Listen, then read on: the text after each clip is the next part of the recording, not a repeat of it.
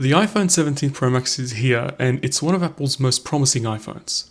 I'm very excited to take a look at what it has to offer, especially since this is the first review I'm doing with a new phone on this channel. We're going to cover so many things in this video, from the unboxing experience to the software and the hardware. Is the iPhone 17 Pro Max really what Apple says it is? Let's find out.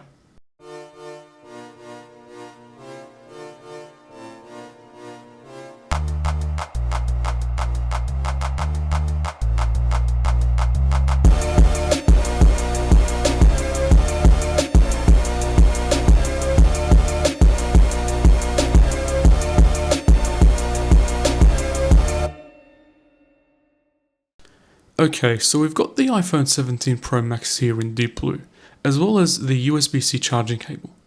Now, I don't know about you, but I would personally say I'm a little disappointed with the limited and peculiar color selection for this year, especially as someone who likes the color black and has used black or close to black iPhones.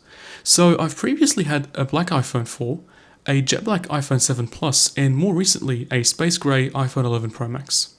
Don't get me wrong, a lot of people like the new cosmic orange, and I do think it's cool, but for me personally, it's not really my thing. I went for whatever was closest to black, and that was the deep blue. Hopefully Apple brings black to the Pro models next year, because I think a black iPhone 17 Pro and 17 Pro Max would have been amazing. The design is different to last year's iPhone 16 Pro Max. Apple's using an aluminium unibody enclosure instead of titanium, and the goal of this is to maximize durability, performance and battery capacity, and we will be getting to some of those aspects later in the video. Now, the problem with aluminium for some people is that it doesn't really give that premium feeling that you should be having with a Pro iPhone, as opposed to titanium. In my particular case, this doesn't hold as much weight because I'm upgrading from my 11 Pro Max, which I've had for 6 years now. So for me, the 17 Pro Max still has that novelty aspect to it, even if it uses aluminium.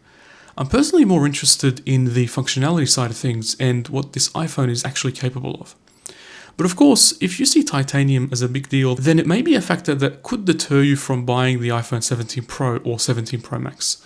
You could consider getting the iPhone Air, but if you've already got an iPhone 16 Pro or 16 Pro Max, then I don't really think going for the iPhone Air would be wise. Another interesting design update is the top part. We can see how some components like the True Tone flash and LiDAR scanner have been shifted all the way to the right, and so I suppose that this is good for symmetry. Now, it's technically not symmetrical, but I'm also referring to the fact that Apple is clearly making use of that right side as opposed to previous iPhone models that focused heavily on placing all those components in that left side. But definitely let me know if you think this is a good change. There is also the use of ceramic shield for the back, which allows for greater durability compared to previous iPhones. I've also seen some concerns about this iPhone not being very scratch resistant, especially in that top part around the cameras, but I've always been very careful with my devices, so hopefully that won't be an issue. A minor change which I personally appreciate is the symmetrical design for the bottom. It's not something new, but Apple has been going for an asymmetrical design at the bottom for a while, which I've never really liked, so I think it's nice that they chose to bring the symmetrical design back for this one. Looking at the software, this iPhone lineup runs iOS 26, which I've discussed in a previous video after the WWDC, but funnily enough, this is my first time holding an iPhone that's running iOS 26. Now, seeing it in person and seeing photos and videos of it are two different things, and upon first glance, the interface actually looks better than what I thought it would. Liquid glass is a pretty radical change to the flat design that was introduced with iOS 7, but at the same time, it's reminiscent of the design language that was used by Apple during the Steve Jobs era, so up to iOS 6 basically. Trying the different modes and shades here, I would say there's reasonable diversity in terms of colors and schemes, and the operating system feels pretty smooth and pretty responsive, which aligns with my own expectations. This is also the first iPhone I've owned to support Apple Intelligence, and so it's going to be really interesting to finally play around with all the AI features and just be able to closely keep up with all the changes and additions that Apple will bring to Apple Intelligence in the future. And of course, iOS 26 compatibility stretches from the iPhone SE 2nd generation and up, and the iPhone 11 lineup and later. The biggest iPhone comes with the biggest display. The iPhone 17 Pro Max has a 6.9-inch display with a resolution of 2868 by 1320, which translates to 460 pixels per inch. Now, for someone upgrading from an iPhone 11 Pro Max like me, there is definitely a noticeable difference in display size and quality, but if you're upgrading from a newer iPhone like the 16 Pro Max, you should not expect much difference in display quality. This iPhone also maintains the ProMotion adaptive refresh rate up to 120Hz. This one is actually an upgrade for me personally, coming from an iPhone 11 Pro Max which has a 60Hz refresh rate. So even though it's not crucial to have 120Hz, it'll still be nice to have that smoother display. On the other hand, the peak brightness has been increased to 3000 nits compared to 2000 nits in the case of the iPhone 16 Pro Max. And so this should make whatever it is you're trying to see on your iPhone more visible in lighter or outdoor environments. I took it outside to take some photos and videos with it, and I was impressed with how visible the display was under the bright sun. Another significant addition is Ceramic Shield 2. So the way they've done this is they've added the first generation ceramic shield to the back, like I said earlier, but they've also equipped the front with a new generation of ceramic shield, which is Ceramic Shield 2. Now, Apple says that Ceramic Shield 2 offers 3 times better scratch resistance. I personally don't use screen protectors, and I've never had issues in the past, but a more durable display is always welcome. It's also got anti-reflective coating to reduce glare, which should help with the visibility of the display. When it comes to the speakers, there is not much to focus on. We've pretty much got the same dual speaker setup, so you can expect the same good quality that you have if you're currently using a newer iPhone, and if you're thinking of upgrading. But where things start to get really interesting is with the SoC. So the iPhone 17 Pro Max is powered by the A19 Pro, which is based on a 3nm process. So as expected, Apple is sticking to 3nm instead of moving to 2nm like some people were hoping. But the difference is that Apple is now using TSMC's N3P instead of N3E, which was used in the A18 series. And so this should help the A19 Pro bring better performance and power efficiency compared to the A18 series. The A19 Pro is clocked up to 4.26 GHz and has 6 cores, 2 performance cores and 4 efficiency cores.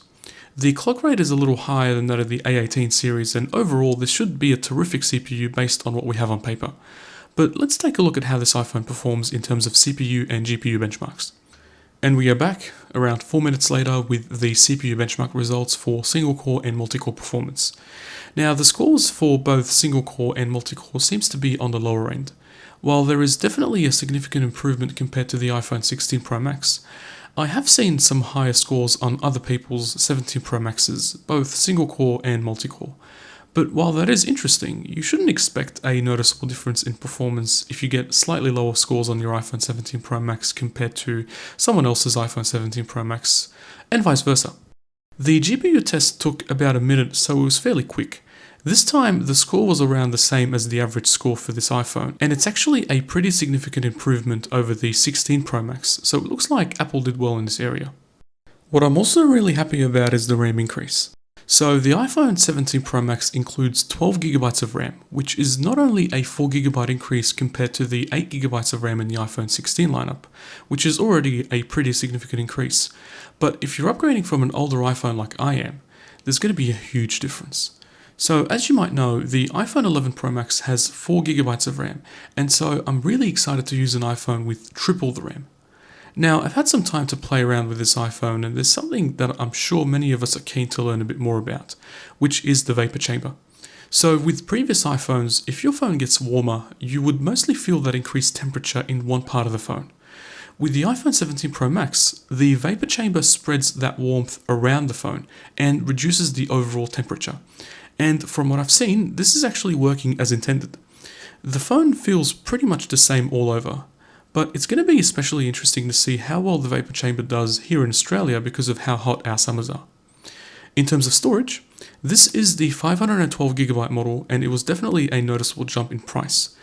As you may know from my previous videos, I'm not someone who uses a lot of storage. I barely used 100GB on my 256GB iPhone 11 Pro Max, but I opted for 512GB this time because I'll be doing quite a bit of work on this iPhone that is related to this channel.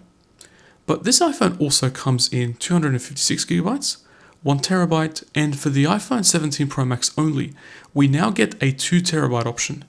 Now, if you're an average user, there is no reason to go for 2TB, and I think it's also pretty hard to make a good argument for 1TB. I'm fairly certain that 256GB is still plenty for a lot of people. But yeah, it is definitely crazy to think about how much storage configurations have increased. If you go back to 2007 with the original iPhone, that phone had 16 gigabytes as its maximum storage option. The iPhone 17 Pro Max has two different battery sizes depending on whether it's the physical SIM version or the eSIM only version. So what Apple's doing is shipping eSIM only iPhones in specific countries, and so the lack of a physical SIM has allowed Apple to include a larger 5088 mAh battery, which is the biggest battery ever on an iPhone, compared to the smaller 4823 mAh battery in the physical SIM model, which is the one that I have and the one that we get here in Australia. Now, even the smaller 4823 mAh battery is a bit bigger than the battery in the iPhone 16 Pro Max, and along with the vapor chamber and software optimization, this should contribute to better battery life. But of course, it would be reasonable to expect that the eSIM only version will offer the best battery life because of that huge battery. Now, if you're upgrading from an older iPhone like me, there will be a huge difference in battery size. For example, the iPhone 11 Pro Max has a 3969 mAh battery, and to this day, it still gets me through an entire day on regular use. So I'm particularly excited to see how good the battery life will be on the 17 Pro Max. My guess is that it should make it through 2 days of regular use. But it's also worth noting that we might need to wait for a couple of iOS 26 optimization updates that will hopefully allow us to make the most of this battery. Apple focused quite a bit on the cameras as well. When it comes to the rear cameras, we now have 48 megapixels across the board, which pretty much involved bringing the telephoto lens up from 12 megapixels to 48 megapixels. The telephoto lens is now also capable of up to 8 times optical zoom compared to 5 times in last year's iPhones. The front camera also gets an upgrade, moving up from 12 megapixels to 18 megapixels. But what I'm personally really happy about is the new square sensor, which allows for zoom and rotate options, like taking a landscape selfie while still holding your iPhone vertically. For people like me who might struggle to take group selfies on a big phone like this is definitely a welcome feature. Both the front and rear cameras now also have additional support for video standards and codecs like ProRes RAW. This basically offers more flexibility for post-production editing and color grading compared to traditional RAW formats, and I know it's definitely appreciated by those who may be doing some more complex video editing. Apple has taken some extra steps towards gaining more control over the components of their devices. So the iPhone 17 Pro Max incorporates the new Apple-designed N1 networking chip, which enables Wi-Fi 7, Bluetooth 6, and Thread.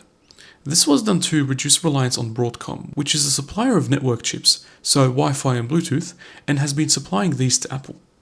But this doesn't end here, because Apple also announced the C1X modem, which offers twice the speed compared to the C1 that was introduced as part of the iPhone 16e. But what's interesting is that the C1X is not included in the iPhone 17 Pro Max or the regular iPhone 17 for that matter. Instead, it's reserved for the iPhone Air. Apple chose to stick to Qualcomm for the 17 Pro Max, and so this phone includes the Snapdragon X80 modem, which should hopefully be better than the Snapdragon X71 5G in the iPhone 16 lineup. And while the C1X lacks millimeter wave support just like the C1, the C1X does appear to be faster than the X71 5G in the iPhone 16 lineup. And Apple says it's the most power efficient modem in an iPhone. So it will be interesting to see if Apple is planning to include its own modem in a Pro model iPhone in the near future. Overall, Apple seems to have done reasonably well with this iPhone. I look forward to spending some more time using it and hopefully also bring more videos about it. But what do you think about the iPhone 17 Pro Max? Did it meet your expectations? Will you be getting it? I'm very curious to hear your thoughts down in the comments. Thank you so much for watching.